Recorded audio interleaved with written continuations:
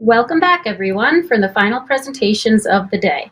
I'd like to remind everyone that after this session, we will be hosting a networking lounge where you can mix and mingle with our speakers and other audience members to continue these conversations.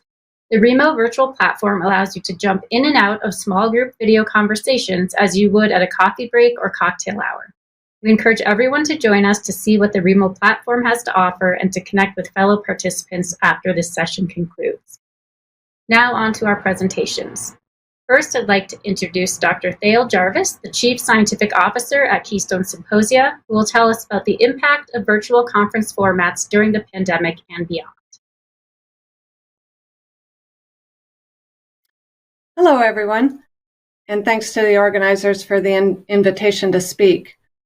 For those of you that missed the introduction that Debbie Johnson gave us this morning, I wanted to introduce Keystone Symposia.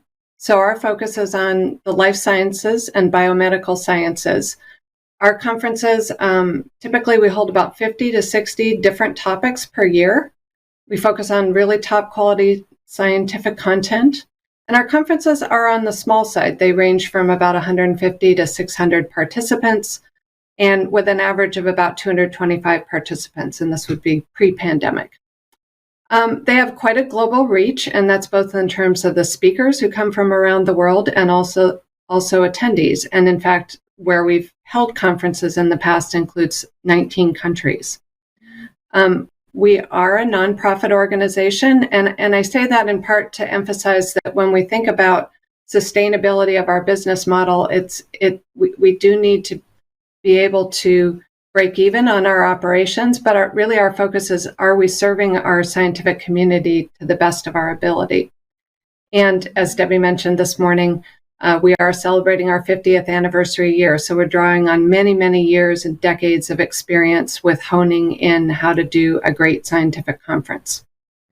So let's focus on those first 48 years before the pandemic. Our primary events were all conducted in person, sort of the traditional scientific conference format.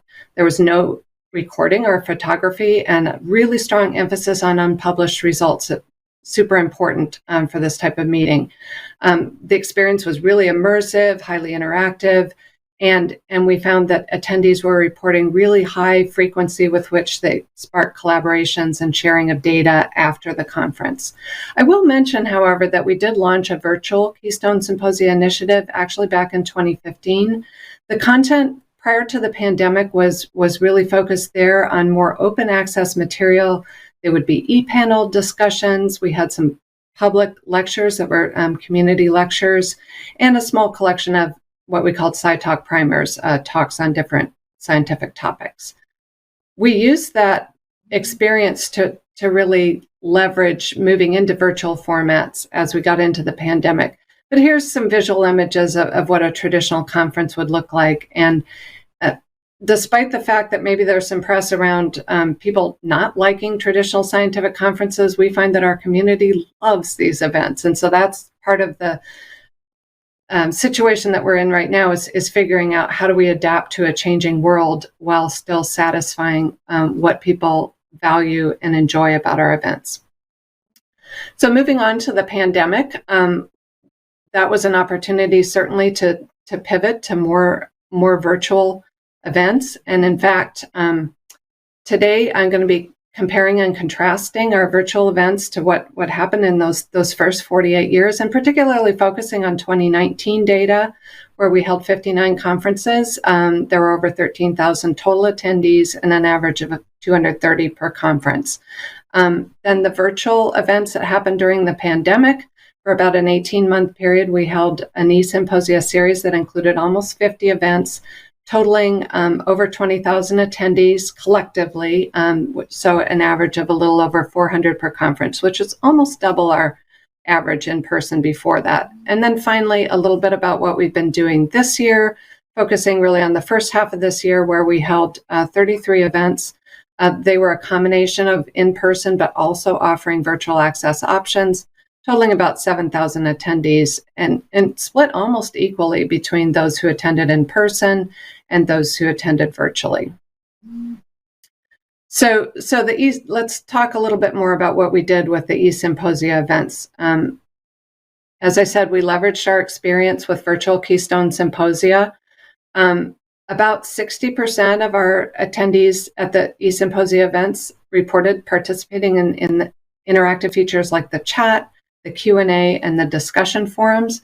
About 25% of them presented posters, which is a little lower than normal for what we'd see in person. About 10% of them were actually speakers in sessions, so about 1,100 of those being the invited speakers, and about 800 short talks selected from abstracts. We had about 140 countries represented. We estimated that it was 5 to 10-fold less expensive to attend if you include the cost to travel and have a hotel compared to a traditional conference, and at least a 10-fold reduction in carbon footprint, and the collaboration that we did with Kate Whitfield, as you heard in her keynote address, by her calculations, as much as 1,000-fold reduction in carbon footprint per attendee. So the eSymposia series, most of the organizers we found responded constructively. This was during the pandemic, and obviously there weren't a lot of other opportunities to share science. We did need to go do some coaxing and cajoling in some cases, but typically they were willing to embrace the opportunity. We found that more than 95% of the invited speakers agreed to participate when we switched to a virtual format. And we were really pleased with the amount of sharing of unpublished data. That was something that we've been concerned about in moving to a digital format, and yet we found that our community responded really positively in that spirit of sharing. Our communications team really pulled out all the stops to try and make these as interactive as possible. We had a facilitated chat bar, similar to what you're seeing in the event today. I did want to highlight, we did a one-on-one connect feature where we invited speakers to volunteer an hour when they would be available, and they were divided into 10-minute slots, and attendees could sign up for a 10-minute slot. It was all very easily facilitated on the platform so that somebody could schedule a time and they'd get a Zoom link and then be able to talk one-on-one to a speaker. We got tons of favorable responses from that feature that people found helped to bridge that, the inability to interact directly with speakers that we get in person. Our poster sessions were interactive. We used the Remo platform. I think this has been mentioned earlier. We had virtual networking lounges like we'll have at the end of today's session. And we also had interactive events like career roundtables and meet the editor sessions. These were highly attended. Some of the career roundtables had 70 or 80 trainees tuning in, and that was via a Zoom platform, so very simple to manage. We did have the opportunity for people to submit questions in the chat bar, and again, you've seen that in action today, and the ability to upvote the questions. We certainly did observe that more of the attendees, more of the junior attendees felt it was less intimidating to be able to submit a question that way, and it also removed some language barriers where people are maybe more comfortable writing a question in English rather than standing up and speaking into a microphone. So a lot of participation in the Q&A, and the Q&A often went beyond what we could cover in the live sessions, and so I wanted to actually share a little bit about what we did with these session forums, where we would take the questions from the Q&A and move them over into a session forum that was available to anybody at the meeting. And this is an example of what a session forum would look like. This was from our vaccinology meeting in June of 2020. Here we have Daniel Ellis and Barney Graham responding in great detail and scientific substance to questions that have been posed by attendees. And I would say that this was a way that we subtly democratized access even within the conference attendees, where now everybody could see the Q&A and the responses, as opposed to just having a sidebar with a speaker on your own after a session, which would typically happen in an in-person meeting. And these discussions would go on sometimes for weeks or even months after the conference, so really extending the benefit of the virtual platform. We had so many positive remarks kind of in the moment when we surveyed people right after the event. I don't have time to go into all of these in detail, but it was really gratifying to see how positively the community responded. Most people very surprised at how much kind of fun and interactive it was, although everybody was willing to say it was not as fun as going to meetings in person. They really felt like there were a lot of benefits. Let me talk a little bit more about participant demographics and some survey outcomes. So as Kate alluded to in her talk, she shared the data specifically with our tuberculosis meeting. But here's data from the whole of the eSymposia series that happened during the pandemic and comparing it to 2019. We had over a 50% increase in the total number of countries represented. And that included, in 2019, we had 46 lower middle income countries represented at our conferences, and we saw a doubling of that in our eSymposia. And I would mention that we made all of the virtual material available for free to scientists from low and middle income countries, and we are continuing that on today with our virtual formats. And so in terms of the percentage of LMIC scientists among all of the attendees, that almost tripled with our virtual formats. And we're seeing similar results with our current meetings. So much more global participation possible. Some other interesting demographic trends, though, we found. So this is looking at all attendees, and I would emphasize that you don't need an application to register for a Keystone Symposia meeting, so we don't have the organizers are not filtering and choosing who's going to attend. So we have an open policy in that respect. And this is just looking at gender representation among our attendees. So in the years leading up to the pandemic where we were fully in person, we're close to gender parity, maybe 43% of our attendees being female. And we saw a sizable jump up in the percentage of women, so up to about 53% of the attendees being female when we went to the eSymposia. And then the gray bar on the right of that graph is looking at the virtual attendees in 2022. And again, seeing higher participation by women.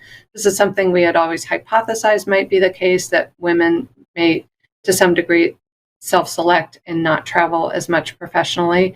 We saw a similar effect with underrepresented minorities. And so for both of these groups, for a variety of reasons, have been somewhat traditionally underrepresented at in-person events, were better represented when we went virtually. And finally, I'll note that our demographics in terms of career stage, we did see some decrease in the virtual formats with full professors, but really across all other career stages, all the way from graduate students up to associate professors, went up in proportion. It was really just the full professors, maybe somewhat of a generational divide there that we observed. And in looking at survey results, there was a question about Kate's data on scientific format that I'll get to, or content that I'll get to here in a minute. But just to drill down a little bit more on how our formats differed. The in-person meetings, we all know what they offer. The eSymposia, as I showed you, we tried to replicate a lot of the interactive features. But with the dual formats that we've been doing in 2022, we've tried both a live stream and just an on-demand package that can be viewed later. These have many fewer interactive features. Really, the only interactive feature has been for the live stream. People could submit a question, but beyond that, they really weren't a comparable product to the eSymposia. And I think we'll see that as I share the survey results. So quality of science is shown on the left, and this is what we were getting at that Kate showed for the TB meeting this morning. This is just asking people, how did you rate the quality of the scientific content? So the percentage of people that rated it as at the top two levels, excellent and very good, were up around 90%, and that stayed consistent regardless of the format. So it's an excellent mechanism for disseminating quality science. When we get to interactions between junior and senior investigators shown in the middle, we see a little bit of a drop with the eSymposia and then a substantial drop with the live stream, not surprisingly, because we didn't have those interactive features with the live stream. And finally, the one on the right is showing, we asked, did you make a contact leading to the collaboration or sharing of information, data, or techniques? And we certainly suffer in the virtual formats, down about twofold for the eSymposia compared to in-person events. And then with the live stream, another step down altogether. So here I would say, there's both good and bad. The eSymposia are certainly less interactive, but with 40% reporting a positive response to making a contact, and you multiply that by 20,000 people, that's still a significant number of contacts.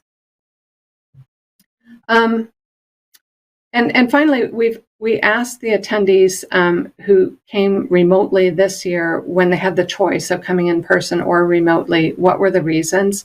A lot of the ones grouped at the top were clearly related to COVID, so concern about risk or institutional travel restrictions or active illness.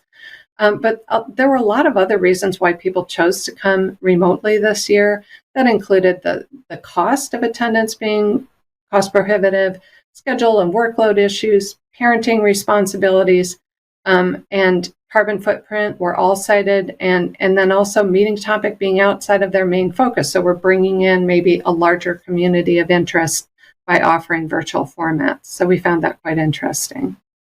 And I'll just conclude by giving some reflections that we've had. We really see both the in-person conferences and the eSymposia as fulfilling important needs for the community. Both are really strong at disseminating science. Both are able to promote connection and interaction, not to the same degree, but they are both achieve that. And we found that the eSymposia certainly offer broader access at a lower cost, and that's both economically and in terms of the carbon footprint, importantly. However, they are more limited in terms of the interactions that they spark. The dual or hybrid formats are still a work in progress. We have found that the live stream, as many people have commented today, are both technically complex and quite costly to do as an add-on to an in-person event, and they're much less interactive than the eSymposia. So we kind of feel like it's not cost. It's really cost prohibitive for us to do the live stream. So at the moment, those activities are pretty much on hold for us. However, we are continuing to offer this on-demand package because it's much simpler and relatively cost-effective to produce a package of talks. They lack the interactive features, but they still give the dissemination and the democratization of access. Some of the questions that we're pondering are questions about whether in-person attendance will return to the pre-pandemic norms. Does the community even want that, and what would that look like? And another question is will we get scientists to embrace eSymposia beyond the pandemic? And really, I feel like there was a lot of willingness and a lot of enthusiasm to give it a go during the pandemic, and we saw a lot of positive engagement and positive results during that period. However, we're sort of in a period of backlash right now, where the community is, we're seeing a lot of people just basically saying, I'm not excited about virtual. I'm tired of it. And so there's this kind of reversion to the norm happening right now. And we kind of see a place for the potential, for example, maybe we can alternate between these hybrid and purely virtual events. And some of our previous speakers have alluded to that. So with that, I'd just like to finish with my acknowledgments to thank the Keystone Symposia staff. They did an incredible job pivoting under really stressful conditions to change to a completely different platform to do virtual events. I'd like to thank the organizers and speakers who embraced the platform and shared their data so willingly, and our board and scientific advisory board who advised us along the way. And finally, thanks to Kate. It's been fabulous collaborating with Zeroverse and doing this carbon footprint analysis. Thank you. Great. Thank you so much for all that data, Thale. As a reminder to our audience, you could submit your questions into the Q&A tab and vote on other people's questions. I see we already have a few entered in there for this session, so that's great. We will now proceed with our next speaker, Ms. Raluca Kadar, Executive Director of the Protein Society, who will talk to us about reducing barriers, Protein Society meetings and webinars. Thank you, Shannon, and hi, everyone. It's my pleasure to talk to you about the Protein Society and our meetings. Now, I've learned a lot throughout the day, and I'm going to change my talking points a little bit so that it's not repetitive, but we have a common theme. So you'll notice that the Protein Society is an international organization. We exist to support and promote communication, collaboration, and cooperation for our protein scientists who study protein design, as well as structure and function. And I'm giving you a snapshot here. I actually only have one slide, but I think I wanted to just emphasize that my contact information is at the bottom. I saw a lot of questions from similar organizations, just that we have, and we may have some of the answers. So if any of the information can help you, and if I can be of help, please email me. I'm quite open to that. We've learned a lot.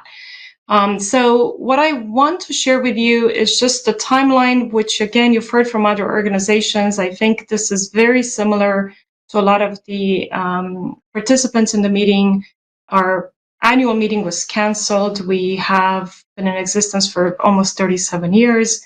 And we do have an annual meeting, which is an international meeting that brings together close to 800 attendees. Posters are a big part of that, so I'll talk a little bit about what we did when we went virtual.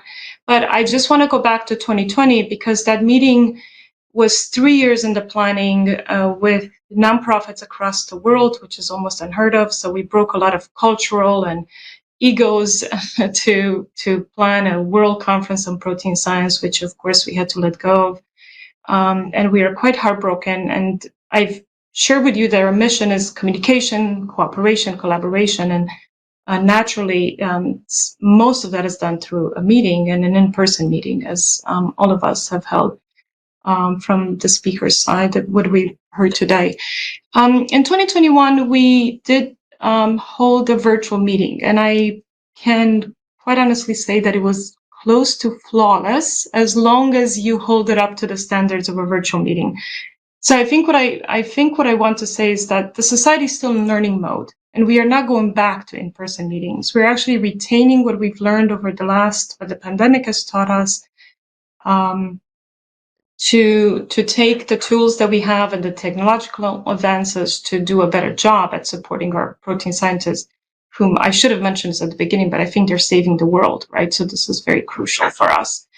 But the virtual meeting was made possible, or we're able to deliver it because of the vendors that we had, the platforms that we found. And it actually was cheaper and it was profitable. So with in-person meetings, we lose money. And you can imagine why.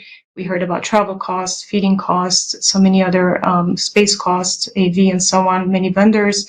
In the virtual meeting, we actually found a vendor that, to be blunt, did not make up the cost. So what I found in my interaction with virtual vendors or virtual meeting vendors, that often you get quoted something that's just unaffordable. And we've heard that word a lot. But Socio actually did not raise their price, kept the same price that we were paying for them when they were an app for our in-person meeting. And again, I think most of you what we've learned is that in-person app becomes a virtual meeting unto itself, right? So we held a virtual meeting. We didn't see a huge increase in participation. We kept the registration fee very low. And we had to get very good at something that we did not know how to do. So this actually taught us a lot. We didn't have the staff that ran virtual meetings before. We definitely had to do many more new things than we were comfortable with. But again, with the help of vendors and through a lot of negotiations, we were able to run a meeting that we felt met the needs of what we wanted to offer.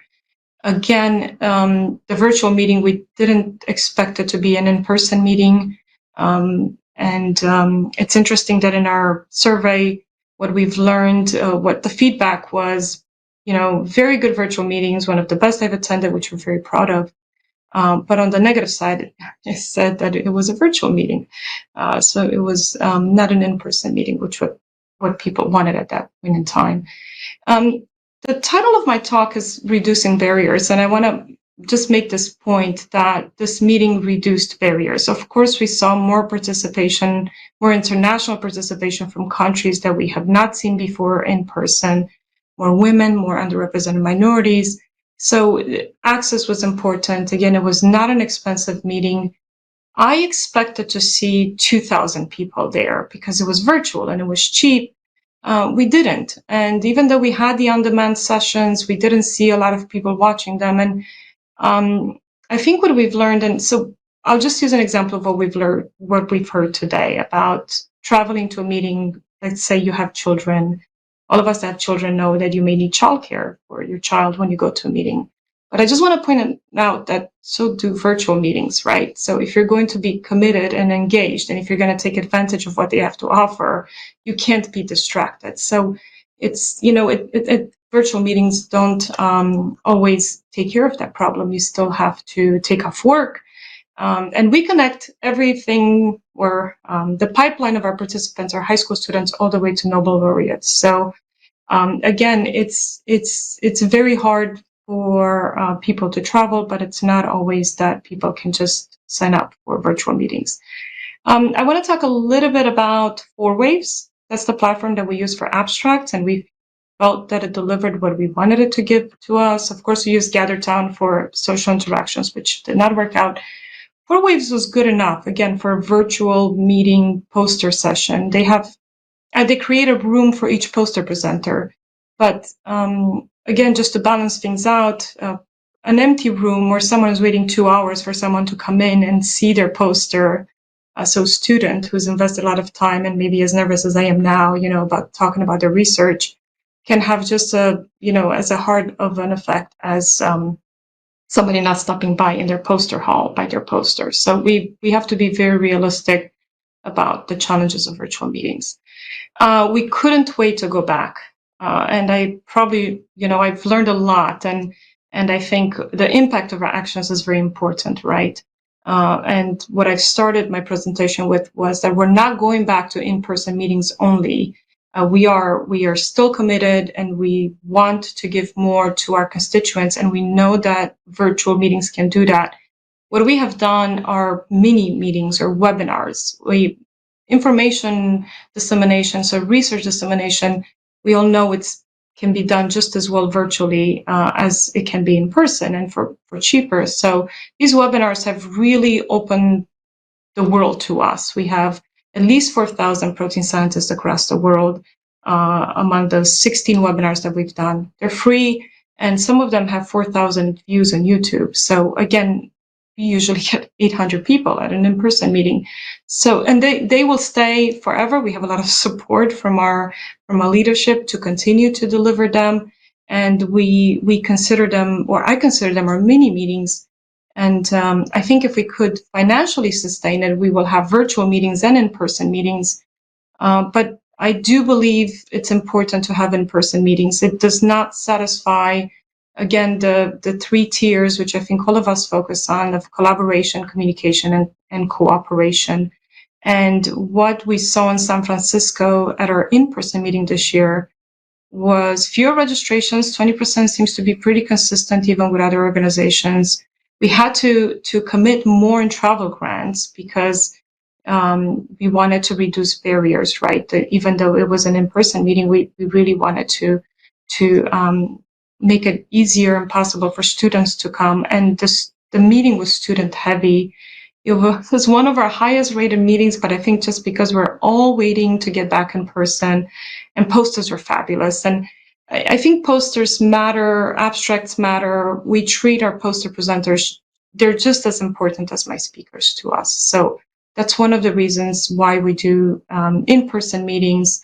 And we are planning another in-person meeting next year in Boston. But again, our webinars continue, and we're also considering mini virtual or larger virtual meetings as long as we can afford it.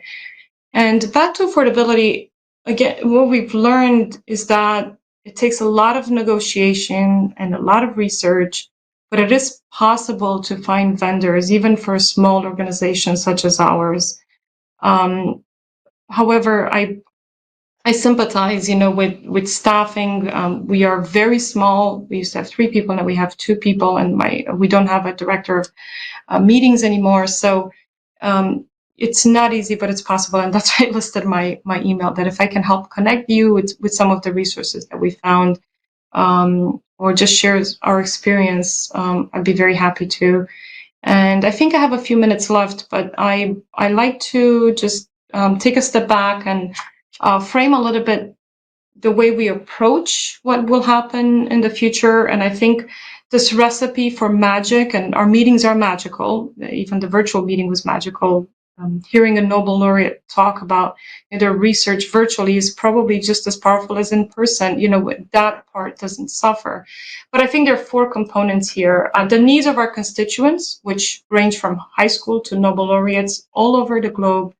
The skills of our staff and the time that they can dedicate to meeting planning, the budget, which often wins out of these 4. If you can do it, you can do it. And Jennifer from the Biophysical Society had a presentation earlier, and we learned a lot from their experience. And that's why you haven't heard me talk about hybrid, because I haven't been able to find a vendor that can match our budget. And we're not sure how to do 2 things at once that satisfy everybody involved. And again, that's why for the future, we're thinking virtual and in person.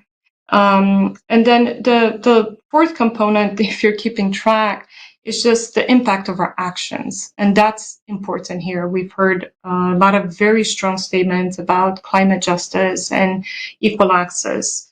And that's all to say that we are going to continue to learn. This meeting is very helpful. But as you can see, we are also still committed to in-person meetings and the magic that they bring to us.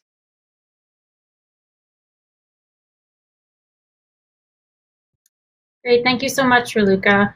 Our 3rd speaker is Mr. Matthew Duva, Chief Executive Officer of the American Association for the Study of Liver Disease, who will tell us about the Liver Meeting digital experience. Thanks, Shannon. And it's a pleasure to be here. I've really enjoyed the presentations today and learning from lots of really great organizations about their experience. I'm going to try to share, I will share our experience today at AASLD. And I'll try to offer some different perspectives that we've learned and sort of shout out those that I think others have learned as well. So a little bit of background on AASLD. We are a professional society. We have about 7,000 members. Our members are researchers, both basic scientists and clinical researchers, clinicians, including MDs, RNs, other advanced practice providers, as well as regulators, industry. And although not full members of the association, in the last number of years, we've also introduced a strong patient program. So we also have a lot of patient advocacy as part of our broader community as well. The key programs that we offer are pretty typical programs that associations tend to offer. So we have the Liver Meeting, which I'm going to talk a lot about today, as well as we participate in a program called Digestive Disease Week, which is DDW. We have 4 scholarly journals listed on your screen. We also have very active special interest groups that play a huge role in contributing to the content that the organization provides, as well as providing opportunities for enhanced networking among our membership. We have a strong advocacy program where we work with regulators, we work with NIH, as well as with members of Congress. And then we have educational offerings, including the Liver Meeting, but also webinars, digital education, and other in-person meetings that allow our members to come together in smaller venues. And finally, we play a huge role, or play a role in providing resources to help clinical practice. So whether those are through our guidelines programs, our guidances, or other recommendations that help influence patient and practitioner interactions. Let me give a brief overview of sort of the phenotype of the liver meeting. This is sort of a combination of mostly pre-pandemic, but also as we've evolved as well. So we generally draw about 8,500 attendees. That's the average of the last number of years. We do about 115 educational sessions, which are a combination of invited sessions or organized sessions, as well as poster abstract oral sessions. We also have about 2,000 posters that are on site for the 4 days of our meeting. One of the things that we have always had but have increased a lot is networking and engagement programs. So those are more informal sessions that are not continuing education programs that we offer, and those have been on the increase.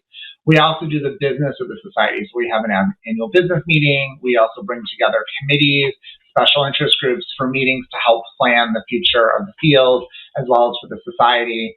And then we have an exhibit component. So that's 130 exhibitors on the show floor. And then those groups are engaged in other industry-sponsored events that add additional content, education, and engagement opportunities that are all kind of part of the ecosystem of the meeting. And then I mentioned our patient program, which actually I'll talk about a little bit, but was launched in the first year of the pandemic. So this year was the first time we actually offered a patient program on site, and I'll talk a little bit about that. But our patient program is about 19 sessions that happen during the meeting. That includes a poster tour session and the like as well. And the other thing that I would mention is that our overall impact of the meeting is about 24 million. So that's the impact of our meeting on a city, which is also interesting as we think about sort of all that's happened over the last couple of years, and then as we think about our future planning. So I will take a quick step back, and I will just quickly say, I want to acknowledge the work of our society, our staff, our members, who really have helped us write this story about our experience with the liver meeting and the virtual. I started with the society in January of 2020. So I actually have been in this role since that time and have just went to my first liver meeting in person about 3 weeks ago. So it really was a complete team effort with my colleagues on staff as well as with our members to try to figure out how to navigate these really interesting uncharted waters. So I want to acknowledge them and acknowledge the partnership that led to it. So when 2020 happened, with the pandemic, our meeting was in the end of 2020, as you can see all over this graphic. So essentially our meeting, we had some time to plan and think about what we were going to do. So we made the decision at that time to sort of introduce what we hoped would be a new product, which is the liver meeting digital experience. We created a brand for it. We also we had always referred to the liver meeting as TLM, so then we started referring to the digital meeting as TLMDX, with the idea that we were bringing our members something different. So what I'm going to do right now, in the remaining time that I have, is kind of take you through the experience of what the DX version of our meeting has evolved. Up till the meeting we just completed about a week ago, where we brought those things together in terms of having in sort of that one meeting, TLM and TLMDX. So in 2020, we launched TLMDX. We had from May to November. May was actually when we decided to cancel the meeting, which I recognize now seems probably late. But, all of us remember things were very unclear, but that's when we decided to cancel the meeting, and we had till November to plan it. So essentially what we did was we pre-recorded the majority of our content, and then had live Q&A sessions. We had one or two fully live sessions that were very clearly monitored, but the majority of our content was pre-recorded with the live chat, as many others have mentioned today. We did try to do an exhibit hall. We had a digital poster gallery. All of this was done through the Freeman platform. And, I think our results were mixed in terms of those engagement pieces. So one of the things that we did do that we were pretty pleased about was our interactive sessions were done both through the interactive platform, but we also were able to use Zoom within the platform to bring people out of the platform, but use Zoom technology so we could have larger rooms. The biggest issue we had within our platform was actually the number of people we could have in some of the organized sessions. So we needed to bring people out of the platform to ensure that we are doing that. From an economics perspective, we did make a small profit, but it was certainly not a profitable venture. And we also drastically reduced our overall registration fees from our typical 2019 rate. So I believe it was about 50% reduction in the cost of our program. So then fast forward to 2021, we actually didn't know what we were doing in terms of what kind of program we were going to offer. So we began and planned the year as if we were going to have a hybrid. So we decided we would allow both of these programs, TLM and TLMDX, to exist together in harmony was the idea.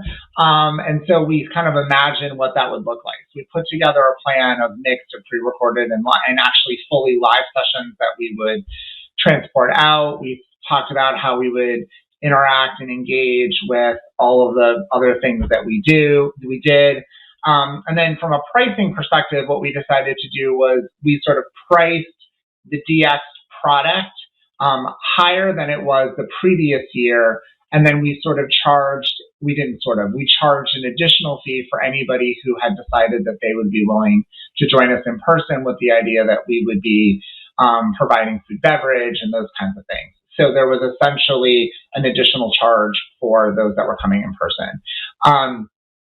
So then when we made the painful decision in September of 2021 that we were going to go fully digital and fully engage in our DX platform, the refund was simply just the refund for the in-person component. So from an administrator perspective, it was a bit easier to kind of keep that moving. Most of the way we did the program then in 2021 was quite similar to what we did in 2020, except we kind of played around a lot more with interactive live sessions. So we did things like social events in the evening, where we did dueling pianos one night. We did a kind of a keynote presentation in the evening with engagement opportunities for people to be at engagement tables. And then we also did like a trivia night one of the nights. People enjoyed them, but we definitely did not see large engagement, large numbers of people. And I think part of it is our group wasn't interested on some level. I think part of it was people were tired from a long day of learning. And I think for some people, I think it felt forced, to be quite honest. So we tried it. It was, but those were some of the things that we did introduce in 2021, in addition to the programs that I mentioned in 2020. From an economics perspective, again, we continue to use the Freeman platform, and I mentioned the way we did profit. We priced it. So then now 2022, which is where we just finished our program, and that was just this past November. We made the decision to charge the same fee for both DX and for the liver meeting. So there was no price differential, including the early bird and the like. So we increased our fees as we got closer, like we've traditionally done for the in-person meeting, and then did something similar for the DX version as well. And the idea of that was that we felt that there was a price tag and a value for the content, that was really what we wanted to focus on, and that's what we did. And so we felt that if people were coming in person, the additional fees that they were incurring to get there and all of that, that was sort of our balance of the food and beverage and the like. So that's what we did. In terms of how we offered the DX program, we live streamed 4 sessions at a time, and then the remaining content was recorded and available within 72 hours on our platform. And our platform, like many of yours, remained open for 3 months, so through February. We did have a digital poster gallery that we did through Amuse this year, not through the Freeman platform. And we did no exhibit hall or any kind of, we just sort of gave up on that and focused on the in-person exhibit hall. But we do some virtual symposia and did some virtual sponsored exhibit and engagement programs, like one or two, not very many. So with the time that I've left, I want to talk a little bit about our numbers and then sort of what we learned. So overall, our registration actually remained pretty steady among both our pre-attendance or our pre-pandemic and then kind of into now. Where we've seen the largest decreases is in industry engagement. So the number of exhibitors that are both coming to the meeting and supporting the meeting went down, obviously, during the virtual, and it also has remained lower in this year as well. And that also affected group registration. So the number of organizations that could bring essentially others to the meeting, that continues to go down. That's always been lower in obviously in the United States. That's not possible, but internationally, that was something that was quite a benefit for the society that has declined. This year, we found that 25 of our total attendees were fully digital. So there was a great group that we care about and that we were able to build relationships with, and that was great. And from an international perspective, you can see the mix, that we're still lower than we were in 2019, but we actually have been pretty consistent in being able to keep our global footprint, which was something that was very important to the society. I would note as well that in terms of a pricing perspective, we did charge reduced fees for middle-income countries and zero registration rates for low-income for both experiences, so people can make that decision. And then finally, I know I'm running out of time, and I'm happy to talk about this more in our Q&A. Some of the lessons that we learned was, one, the content is value. What we also found was how people engaged with the platform was quite interesting to us. So not only was the platform really valuable to people who couldn't be there, but the DX experience also added value of people at the meeting. We saw lots of people who were going online and, skipping sessions because they could listen to it later and having a networking conversation or having a meeting with colleagues, or people who were going to their rooms because they felt that they could enjoy the content in a different and more less distracted way. So we actually have found in our research that the DX platform is actually quite valuable for people as an additional alternative to those on site. So we're really trying to explore that a lot more and looking at what the right mix of live and recorded will be. And then finally, and I'll wrap up, is we're also looking at sort of the same questions that have been asked about basic science. So what's around recording and what can we do for our basic scientists? So with that, I will thank everyone and look forward to the conversation in a bit. Wonderful. Thank you so much, Matthew. And our final speaker today is Mr. Dylan Rudiger, Senior Analyst at Ithaca S&R, who will be telling us about weighing risk and opportunity, 5 propositions on the future of annual meetings.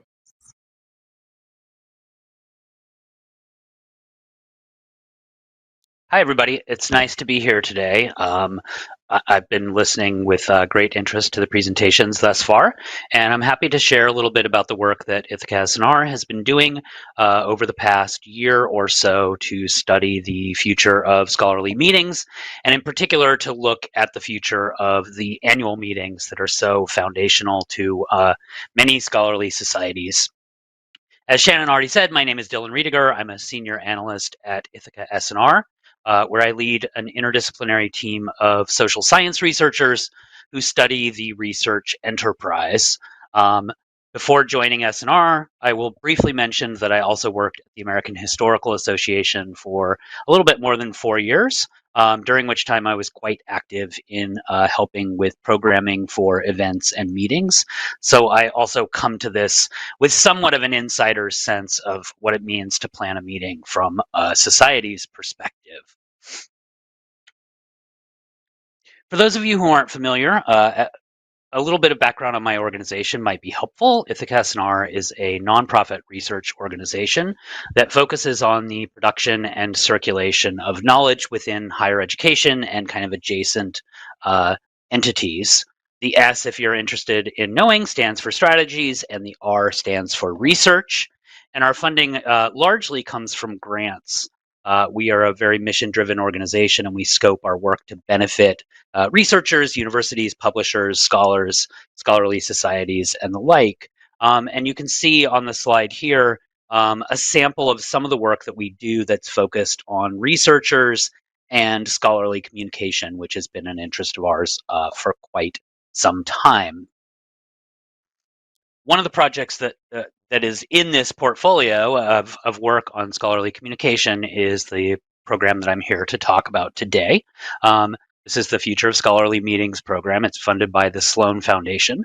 And what it is it's a cohort of 17 scholarly societies who are participating with us in a year-long series of workshops and conversations and kind of co-learning to consider many of the same topics that are being discussed here today, and also to do some design-informed workshops and a design lab and some sprints to help create potential solutions to some of the problems that, again, have already come up quite a bit in conversation today. There are 17 scholarly societies who are participating with us. They range very widely in size, from very, very big organizations like the American Society of Civil Engineers, which has approximately 150,000 members and a very large staff and a lot of resources, to very small organizations like the American Arachnological Society, which has 300 members and no paid staff. And also, as you can see here, the group is disciplinarily very diverse. It's weighted a little bit towards STEM fields, but it includes significant representation from the humanities and the social sciences. This is by design. We thought that it would be useful to kind of have the opportunity to have these conversations, not only with organizations that looked alike, but with organizations that did not look alike, to help us kind of triangulate what were common problems, what were shared agendas, and what were kind of idiosyncratic disciplinary issues or issues specific to a single organization. Each of the societies that's been participating in this has put together a team of its staff. Typically, it's the executive director and a meetings director who've been involved. And as I mentioned, they've been through a series of workshops and meetings over the year on various topics of mutual interest. We've had one, for instance, on innovative ways to structure hybrid meetings. We had another one on financial and membership implications of changing conference modalities. And we are about to have our wrap-up meeting for this cohort later this week, actually, where we'll be sharing with them some prototypes from the design phase. And unfortunately, since they get first preview of those, I won't be sharing them here today. But I would just flag that in 2023, we'll be producing a final report on this project that I think would probably be of great interest to people here, and that will include those prototypes, and it'll be publicly available in the spring. The stakes of getting scholarly meetings right are very high. I think everybody in this room probably has a pretty good sense of that, but I think it's always useful to kind of frame questions about solutions in relation to the purpose and the value of what we're trying to accomplish in the first place. And here I would point to three particular purposes that conferences serve. Obviously, they are an important means of scholarly communication.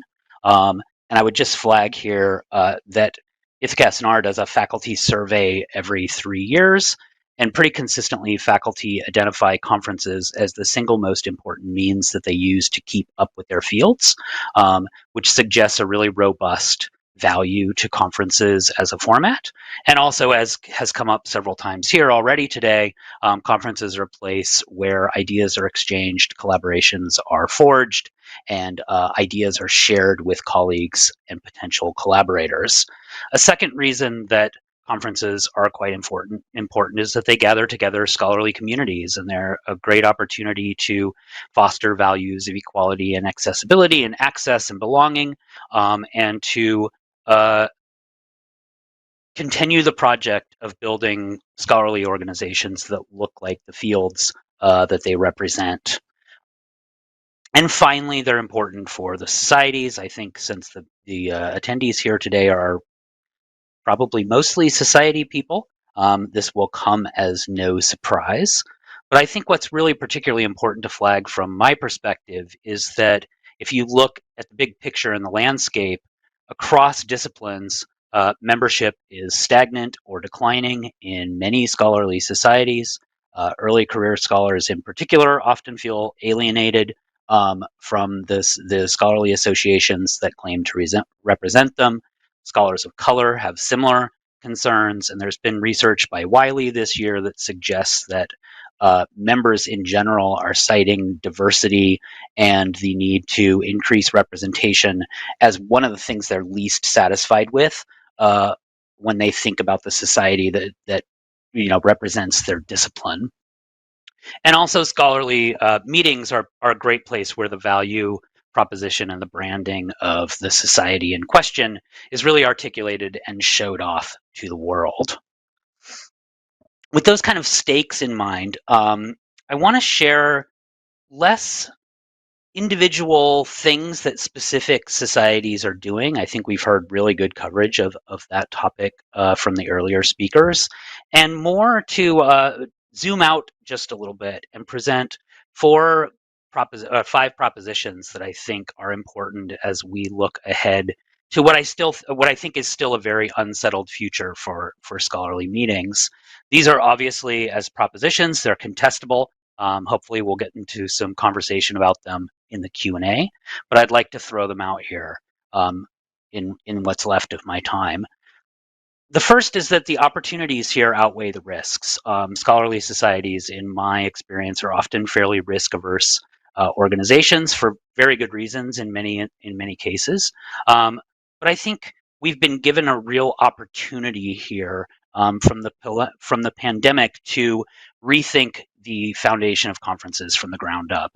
Conferences often are a kind of an accumulation of legacy policies, legacy practices, and standard ways of doing things that are often may have made sense once, but don't often get reevaluated. And so we have an opportunity here, and especially given the health of many scholarly societies, this is a time to take some risks because the upside of acting is quite significant. Hang on one sec. My driver is going to update in 4 minutes. I'll be quick. The second thing is that hybrid is already here. Hybrid, I think, is actually a flexible concept, not a format for a conference. And as we've seen today, scholarly conferences now commonly include both virtual and in-person elements in some degree. So the question really isn't about whether or not to go hybrid. It's about how to create meetings that leverage different kinds of technologies to suit the purpose that they're made for the best. This means, I think, really thinking hard at every instance about what the purpose of a particular meeting or a particular session within a meeting is, and trying to understand how to use the different kind of technological affordances in terms of like modality to best accomplish those purposes and to best present the material to the audience that you identify as being most interested in it.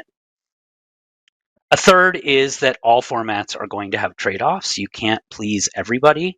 I am aware that within our cohort, a lot of societies are feeling kind of a pinch right now. They have a faction of members who are very vocally in favor of going back to purely in-person meetings. They have another faction of members who want to stay in virtual meetings forever. And they're kind of canceling each other out, and a lot of societies are feeling kind of paralyzed and unsure of what to do in the face of these competing demands.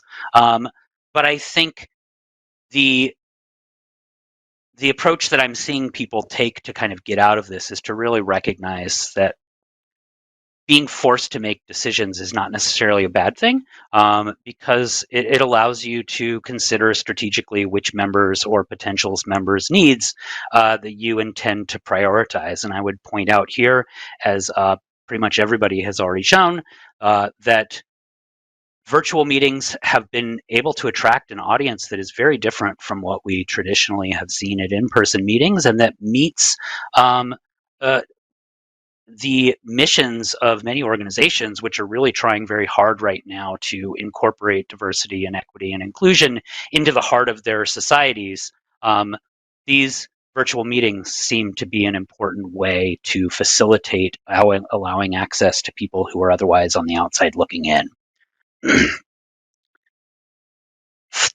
The fourth one is that the basics should be on the table.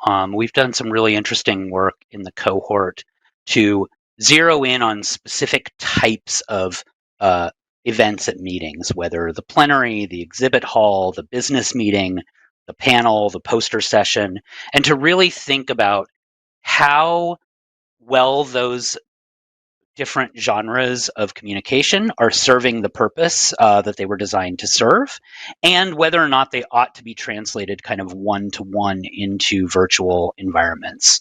Do you need, is an in-person panel, should it be structured in the same way that a virtual panel is structured, for instance? And I think this is a really good opportunity to take some time to reflect on something that I notice often, which is that scholarly meetings, they're a 19th century invention for the most part, and they haven't really changed a whole lot since then. And this is a really good opportunity to kind of rethink what the basic communicative modes are and how well they're serving the needs of scientists and researchers and other members of our community. And the last point that I'll make is that meetings embody values. Meetings are, for most members, the most visible output of a society. For many people, it's the only real engagement that they're going to have with a particular scholarly society.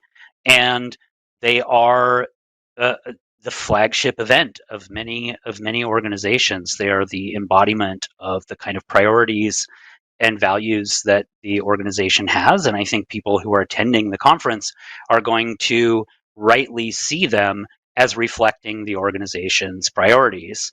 And so decision making about conferences, I think, should be calibrated to take into account the fact that people are going to read the decisions you make as reflecting your deepest priorities.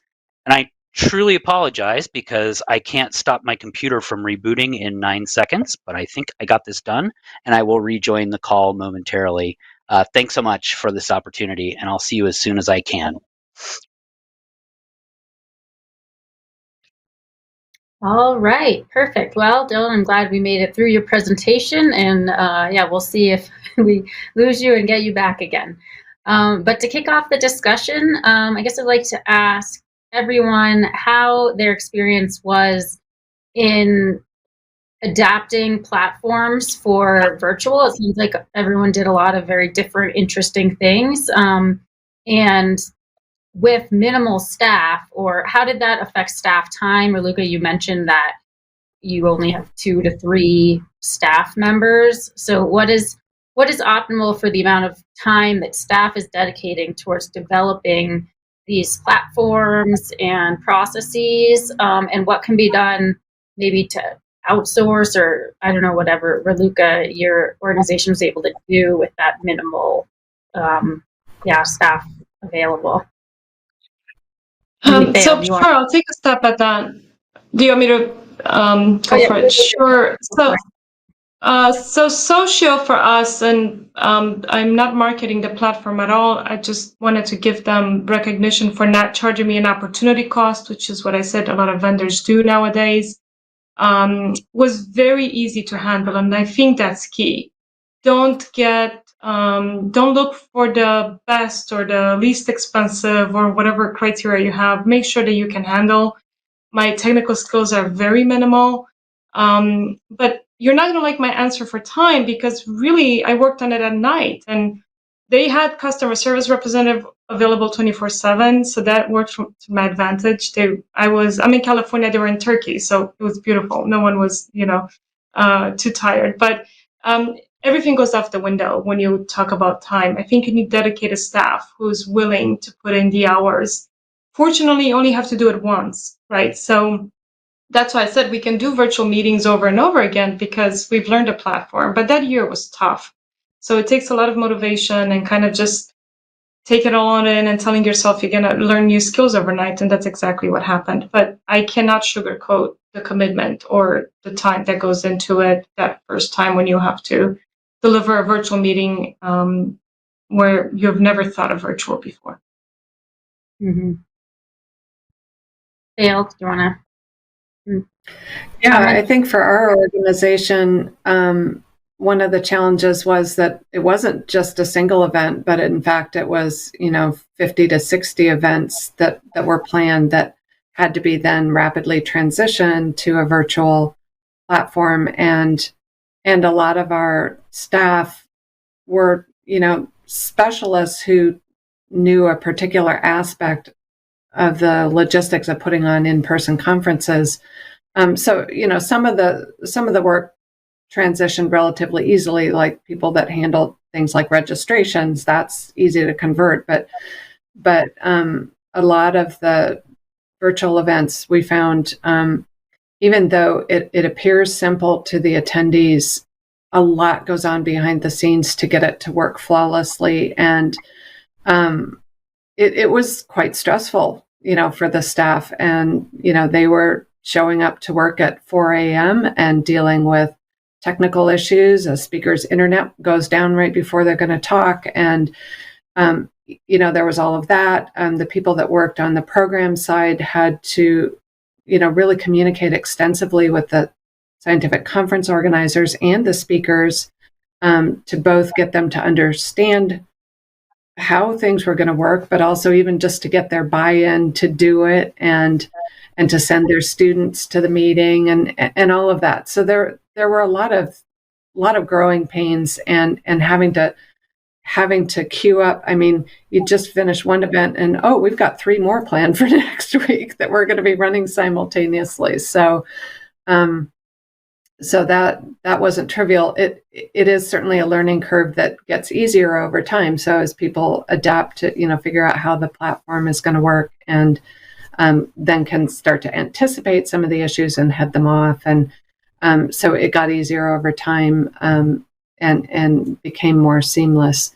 But yeah, I wouldn't trivialize what was involved in going virtual. And it was always a little hard to hear some of the attendees saying, well, this should just be free, and you see all of your colleagues working so hard to make it come off flawlessly, and it can't be done for free.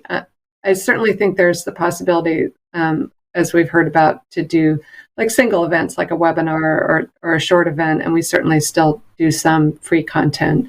But the bulk of what we do, we can't keep operating without charging some registration costs. So, yeah. Matthew, I see you nodding along to a lot of that. What about your experience? Yeah, I would say yes to everything. So for sure. I think for us, I think what's been really challenging is that every year has been different, right? So as I mentioned, like the first year we were in the midst of the pandemic and had to figure out how to do all this like everyone else. And then the second year we were sort of go, stop. And that was, a whole set of challenges.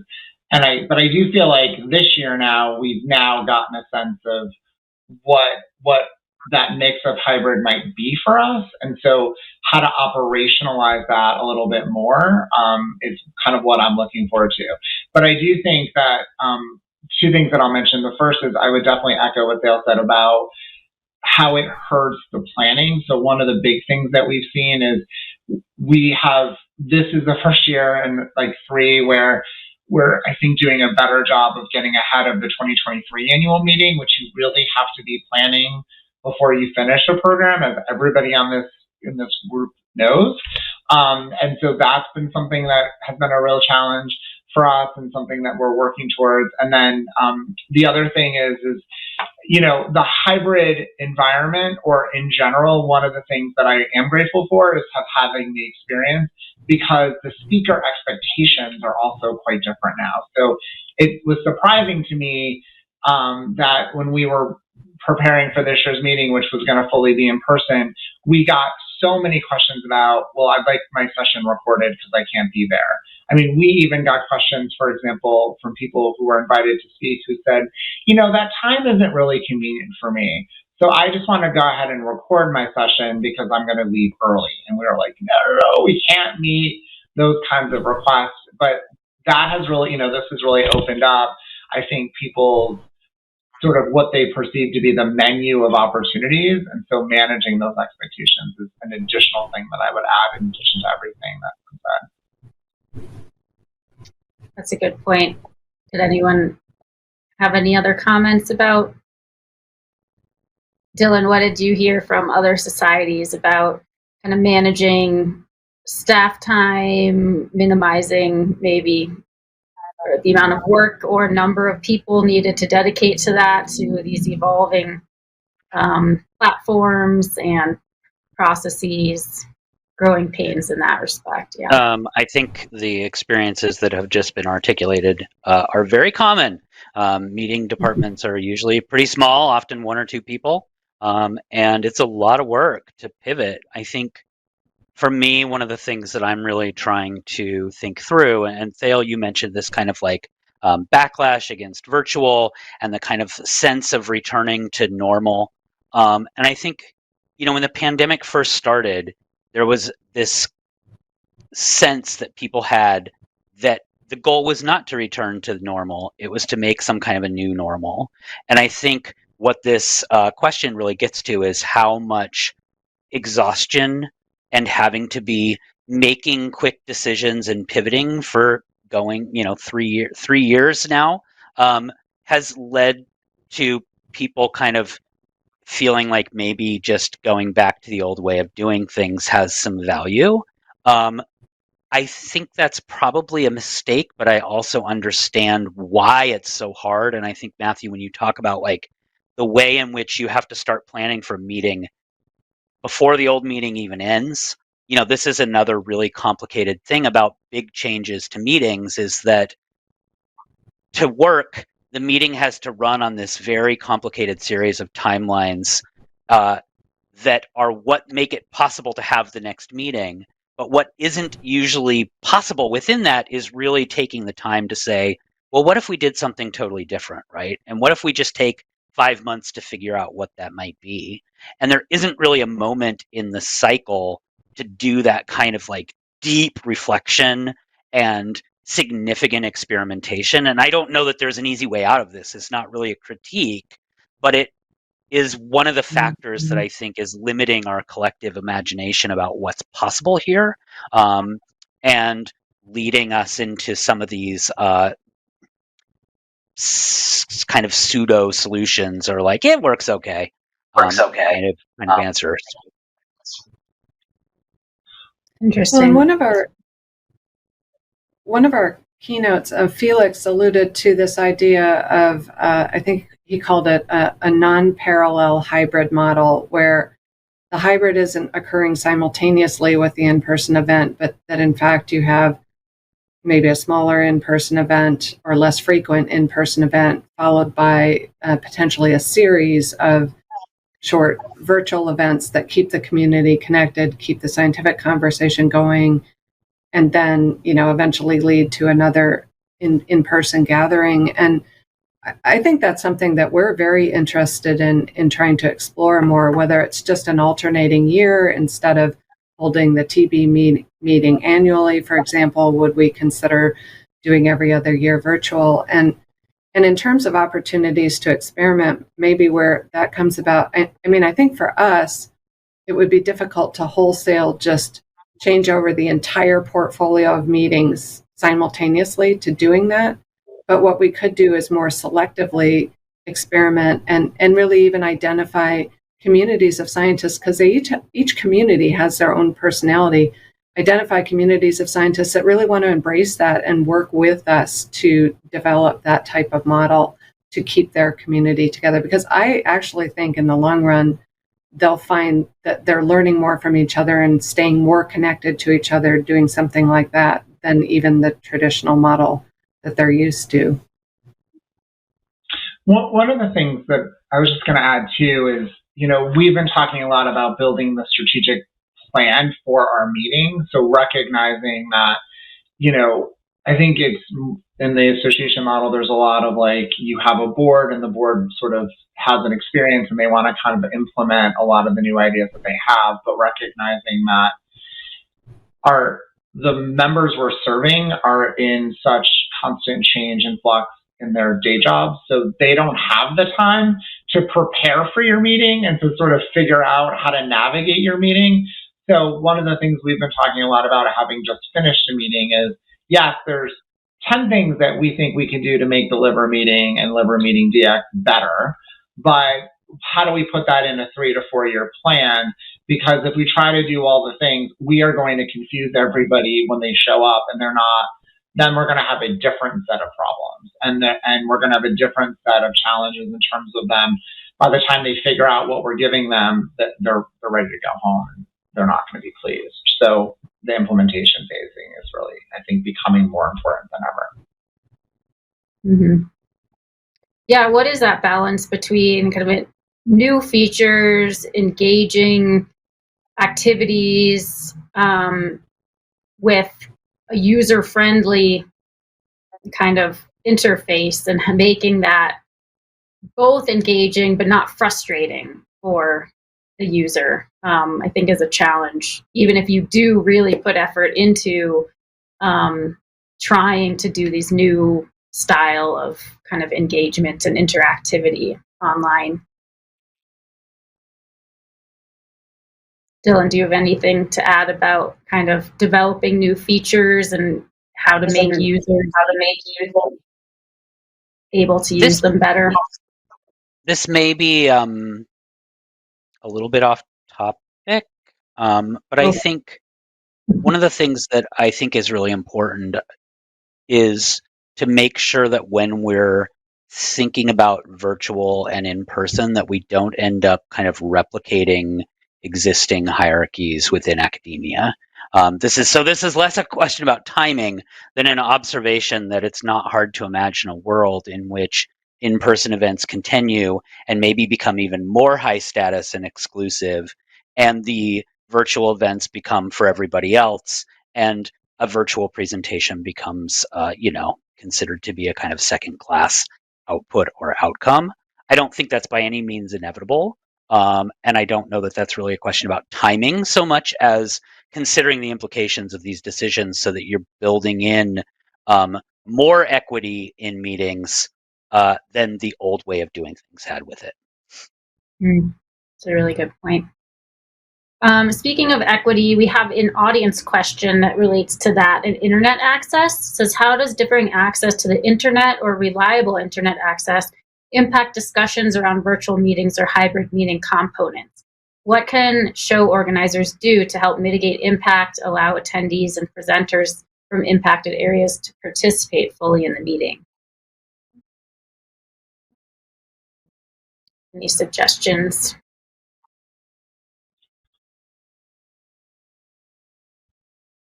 I mean, we certainly. Oh, go ahead. Please. Oh, okay. Yeah, I mean, we certainly found that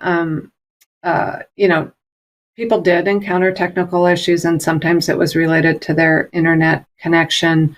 By and large, most of them reported that they were able to either just fix the issue themselves or get technical help. And we did have all of our sessions always had somebody monitoring and providing technical support. But if their internet connection actually went down, obviously that does make it impossible for them to participate in a live session. For that purpose, a number of people commented that they really appreciated that the on-demand material was always available later, so that when their connection was restored, or when their time zone was more favorable, they could watch the material and at least gain access to the science, although they lost some of the interactive component. But that's certainly always going to be the case, that we can only be connected virtually to the extent that we have solid technical connections, and really that becomes a worldwide equitable access question as well.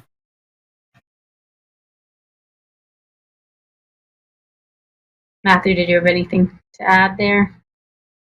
Yeah, I would just say that similar situation.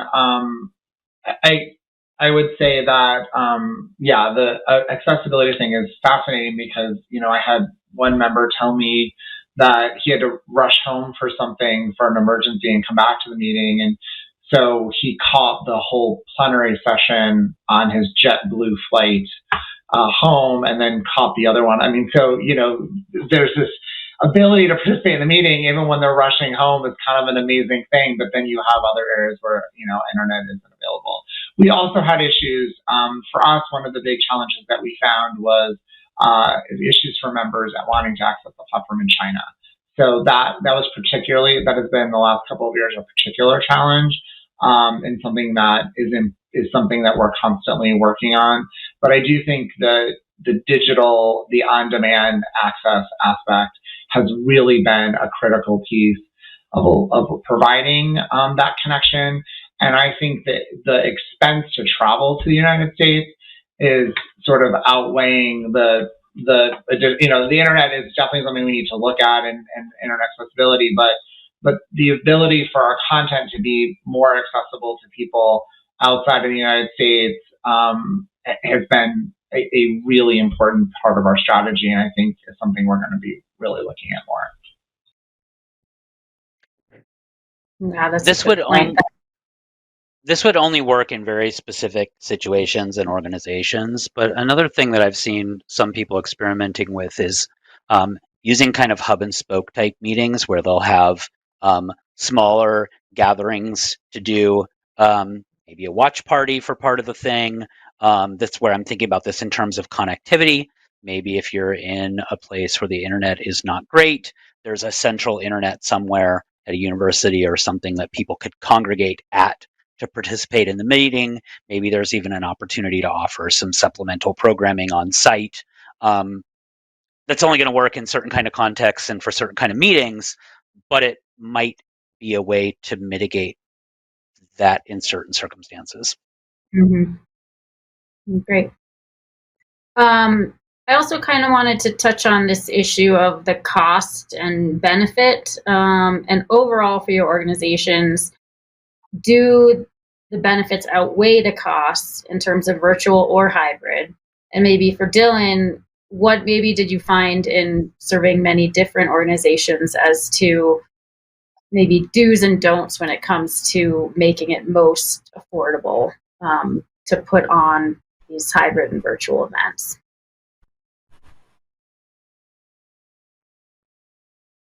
Matthew, did you want to maybe start us off there?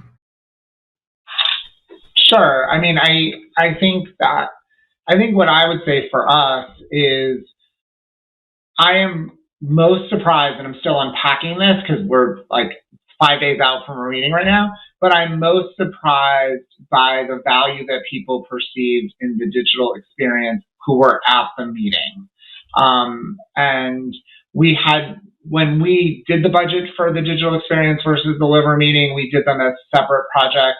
I should be reporting to you that the DX product is probably losing money or is close to losing money. And,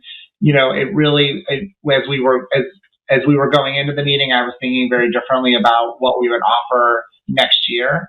And then we witnessed how people use the product who registered for the liver meeting, and we're sort of thinking it as a value add in a different way. And so how we have to think about that. So I don't have the answers other than to say I have a lot more questions. So we're going to be looking at things like who logged in, how often did they log in, have they logged in since, and really looking at how much the value proposition of this is existing for our members, and then sort of the cost of not providing something that, one, they're finding incredibly valuable, and two, that really hurts the community because then we are really providing more science. We're providing more opportunities for people to digest the science and engage with the science, which is why we exist. So, cutting that off is really a challenge. And so, I'm not sure there's a lot of appetite from our leadership to do that. So more questions than answers. I think, Matthew, that's really, really important. because there's the revenue that you need to run the meeting today, and then there's the revenue that you need to sustain the organization 10, 15 years down the line, right? And my sense is that right now, in many contexts, and societies differ, their business models differ, their membership differ, so it's hard to generalize. But with membership overall declining, and memberships that in many contexts look decreasingly like the next generation of scholars who are coming up the ranks, part of the financial picture that's really important to keep in mind is, are you building a membership base through the decisions you're making with your meetings now that will sustain you in 2030, 2040? Because that needs to be, I think, part of the equation. And I think it will change the math versus, does this event make money today? Now, obviously, there are limits to how flexible you can be about that, but I think it's really important to keep that long view in mind. Helen, I'd like to say that membership has changed drastically. The definition of membership has changed drastically for us. I no longer think of my members of just the people that pay to become a member. I claim all those webinar watchers from countries that, unfortunately will not be able to attend my in-person meeting. I claim them as members. So this is a very interesting concept that we don't have time to discuss, but I think the value add of using the technology developments that we are forced to accept is at the top of our list. That's the highest priority now, is to continue to engage people that we found we can engage through virtual means. It's just not the sole solution. It does not meet all of our needs for what we exist to give. And if we haven't had to, I have to say, our board has been very, very supportive. We haven't had to choose. Eventually, as costs rise, and they are rising for many different reasons, we will have to choose. But I'm also hoping that the vendors will catch up by then. We had 7 vendors for our virtual meetings. That's insane. Talk about burnout and time invested. And maybe that part of the industry will be more friendly towards associations and towards scientific associations, because again, a meeting without posters is not a meeting for us. So I don't have the luxury of saying, I'll just do webinars and forget about posters. It has to be all inclusive. Mm-hmm. Yep.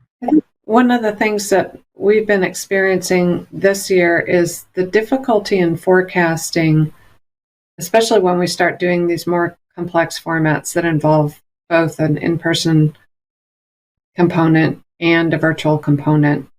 And again, we're a nonprofit, but we still have to be able to break even on our events in the long run. If we don't know how many people are coming in person, then that makes it difficult to forecast, and to have the right venue contracts and food and beverage contracts to cover those events.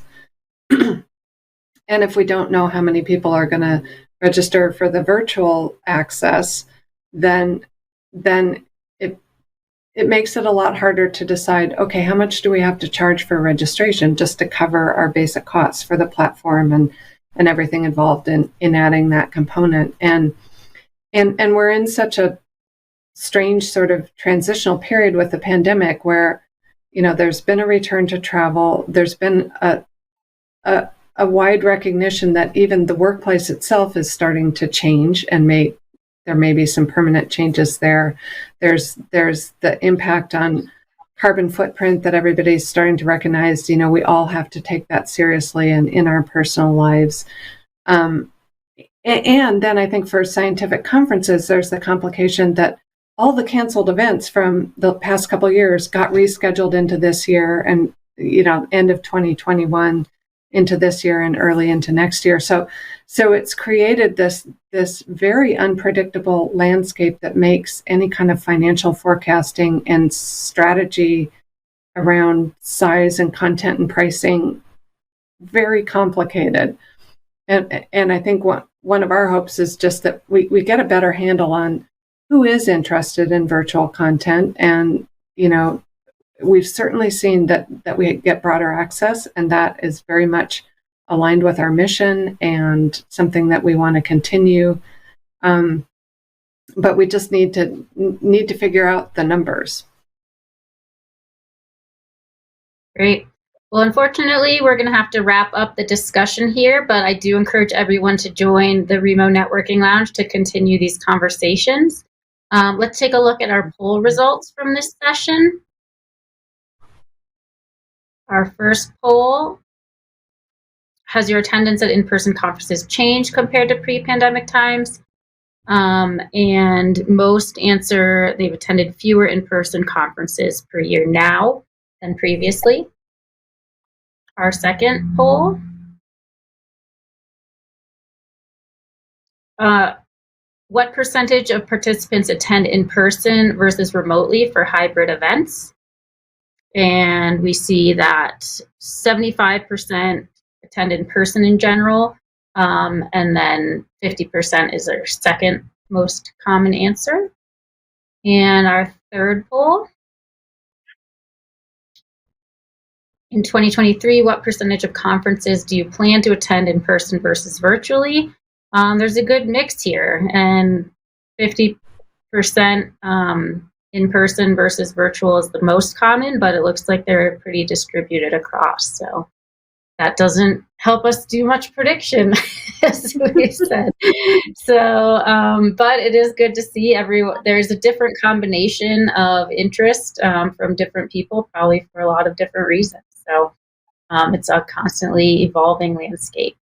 So I'd like to thank our speakers for this session for a really great analysis of what's happened during the pandemic and where we should look moving forward.